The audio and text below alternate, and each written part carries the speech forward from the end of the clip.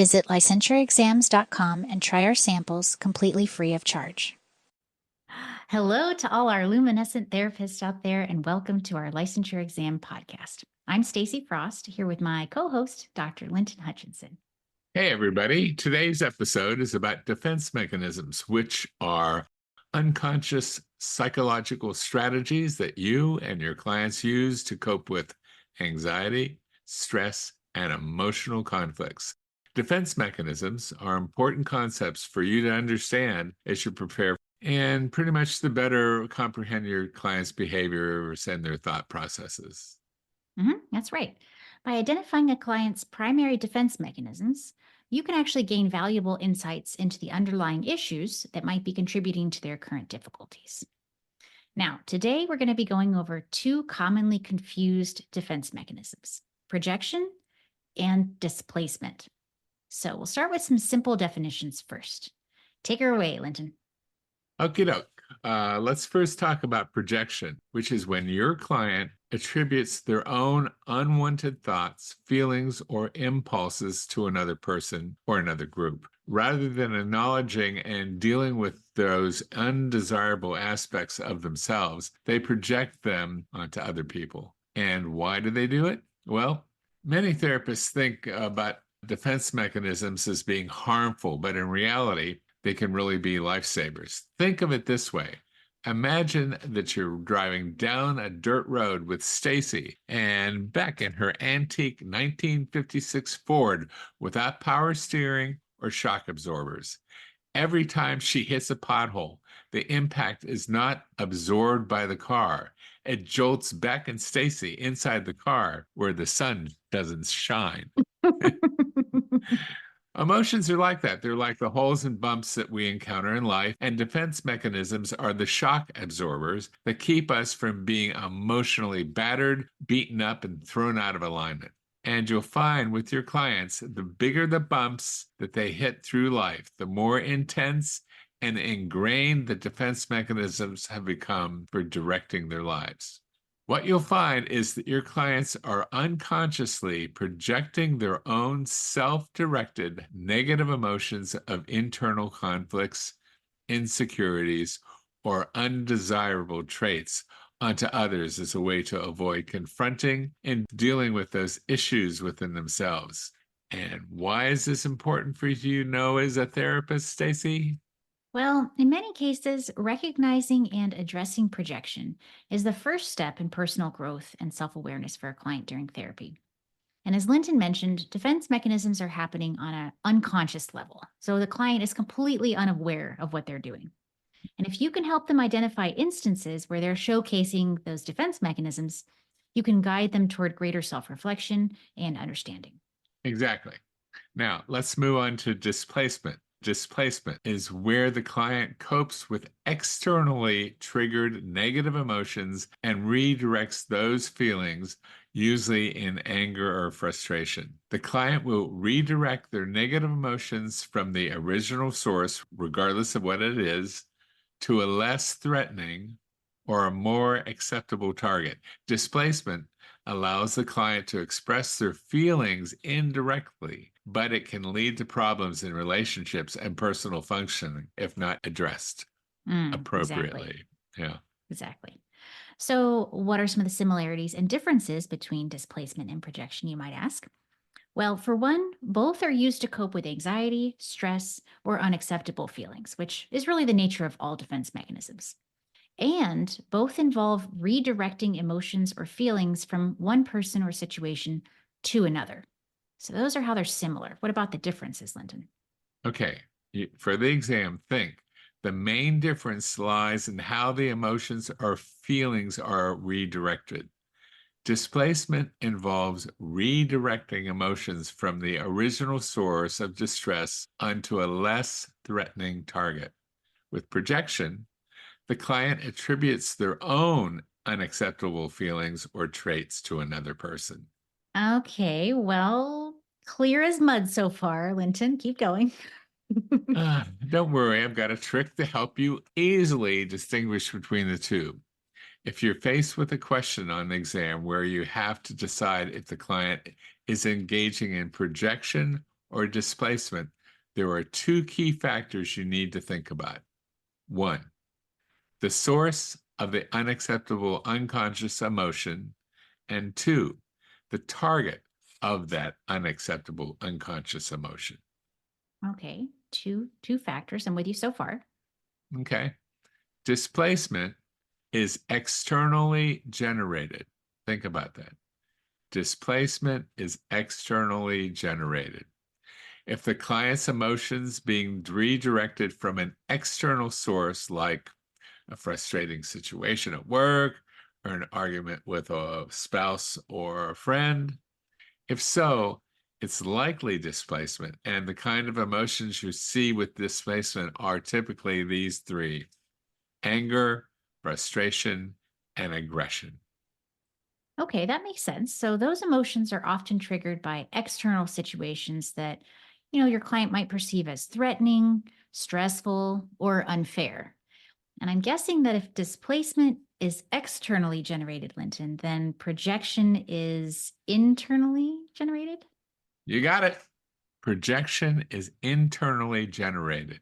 If the client attempts to cope with an internal conflict, such as insecurity or what they perceive as an undesirable trait, if that's what you're seeing, it's likely projection. And the kind of emotions you'll see with projections are typically the person is feeling shame, they're feeling guilt, they're feeling jealousy, fear, inadequacy, and self-doubt. That's what you're going to see with your client exhibiting. Okay, well, that's a really great way to break it down, Linton. So the first factor to consider, the original source of the emotion. And like you said, if it's coming from an external situation, it's likely displacement. But if it's coming from the client's own internal conflicts, then it's probably projection. And you also mentioned identifying the target of the emotion as a way to differentiate between displacement and projection. If the target of the client's negative emotions are a less threatening substitute for the original source of the distress, is something you need to think about. Then you're looking at displacement. With displacement, the target is often seen as a less powerful, less important, or less able to retaliate compared to the original source of the stress. If the target is not more or less threatening, let's say neutral, then chances are it's projection. All right. So to sum up what we've talked about so far, displacement involves redirecting emotions from the original source of distress onto a less threatening target, while projection involves attributing one's own unacceptable thoughts, feelings, or impulses onto another person or group. Right. To differentiate between displacement and projection, you want to consider the source and target of the emotion. Displacement is externally generated, often involving anger, frustration, and aggression, while projection is internally generated, often involving shame, guilt, jealousy, fear, inadequacy, and self-doubt. In displacement, the target of the client's negative emotions is often seen as less powerful, less important, or less able to retaliate compared to the original source of distress. And in projection, the target is neutral and basically becomes a repository for the client's disowned or unacknowledged emotions. So next, we've got a case study where you get to decide which defense mechanism is at play. So Linton, why don't you tell us a little bit about our beloved Clinton's latest shenanigans? Clinton again, huh? Yes, Clinton. Okay. Clinton was having a terrible day. His Tesla stock was down for the third consecutive month. Ethereum was just deemed a security by the SEC. He couldn't find his keys, and his grandkid's cat puked on his favorite Hawaiian shirt. Feeling frustrated and annoyed, he went to Publix to grab some sushi from Kai, their amazing sushi chef, to cheer himself up. He knew that Kai would give him extra wasabi. As he reached the sushi section, Linton noticed that another customer was picking up the last package of his beloved dragon rolls. Suddenly, all of Clinton's pent-up frustration from the day came to the surface. He rushed over to this customer and exclaimed, "Excuse me, but I believe that's my sushi." Clinton then snatched it out of the customer's hand. You're such a rude, frustrating, and selfish person to only think about your own needs. The startled customer looked at Clinton and made a grab for the sushi, saying, "Hey, sorry, but I picked it up first, so back off." Feeling a bit foolish, Clinton said, "Well, I'm having a terrible day, and the thought of having those dragon rolls was the only thing that kept me from burning up." The customer, taken aback by Clinton's unusual response, slowly backed down and said, "Well, you know what? Why don't you take the dragon rolls? I think you need them more than I do."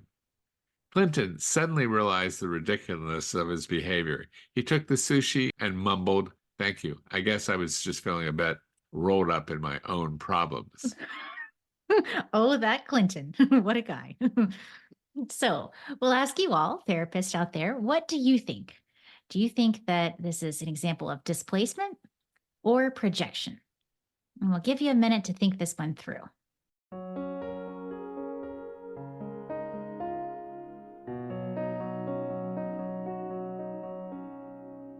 Or maybe it's something else. Oh, could be a trick question. Oh, that would be something Clinton would do. Well, if you guess projection, guess again. Based on the case study presented, it appears that Clinton is exhibiting displacement as a defense mechanism. And what are the key factors that point towards displacement, Stacy? Well, using your handy trick, Clinton, first we need to identify the source of Clinton's anger and frustration.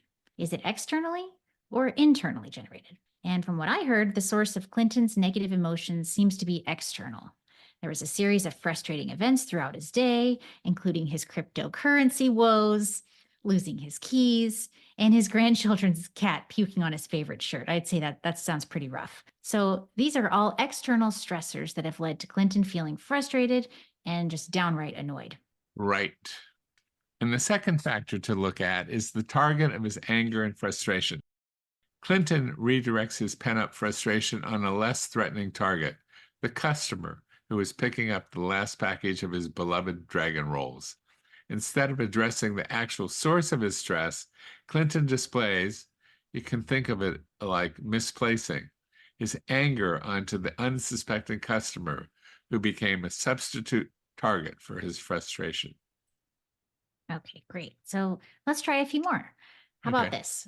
After a stressful day at work, Tracy, your client, she goes home and she yells at her spouse for a minor issue. Would that be displacement or projection, Linton? Okay, displacement. The source of the client's anger is based on an external trigger, and she's redirecting her anger from work to a safer target, her husband. That, Tracy, you got to be on guard whenever you're around that lady. You got that one right. How about this one? A child is scolded by his parents and later takes out his anger on his younger sibling. Okay. I think that one is a classic example of displacement. So the child becomes angry after being scolded by a parent, an external trigger. The child then unconsciously redirects their anger and frustration onto a target who they perceive is less powerful and less able to fight back, their younger sibling, rather than confronting the original source of the distress, being the parent. All right, and how about this one? Your client feels insecure about their own intelligence, and they're constantly accusing other people of being stupid or ignorant.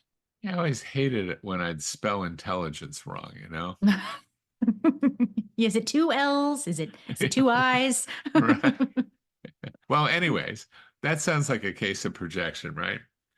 The source of the client's negative emotion is internal, their own feelings of insecurity about their intelligence. They are struggling with this internal conflict or perceived personal flaw.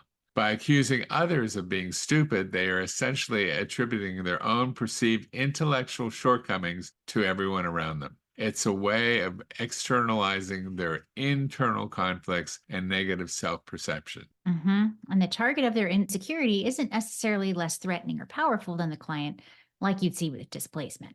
Right. How about one more before you wrap it up?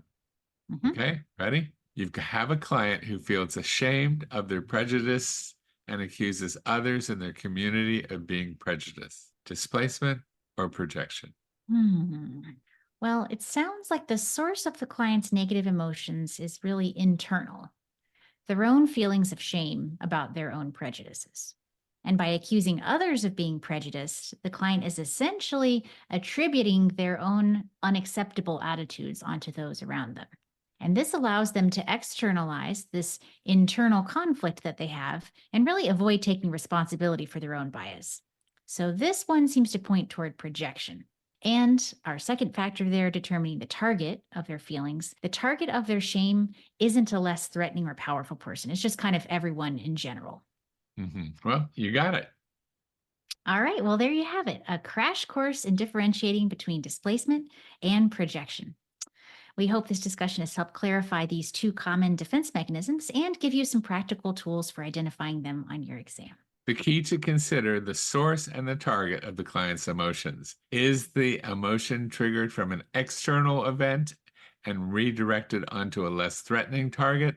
Then that's displacement. If the emotion is stemming from an internal conflict or insecurity and attributed to others who are not necessarily less powerful, that's projection. All right. And as we always say, as you study for your exam, remember, it's in there. It's in there. Come on, Stacy. There you go, projecting all over me again. Hey, am not. You're projecting on me. Copycat. Oh, you're the copycat. Am not. R2. Am not. R2. Am not. R2.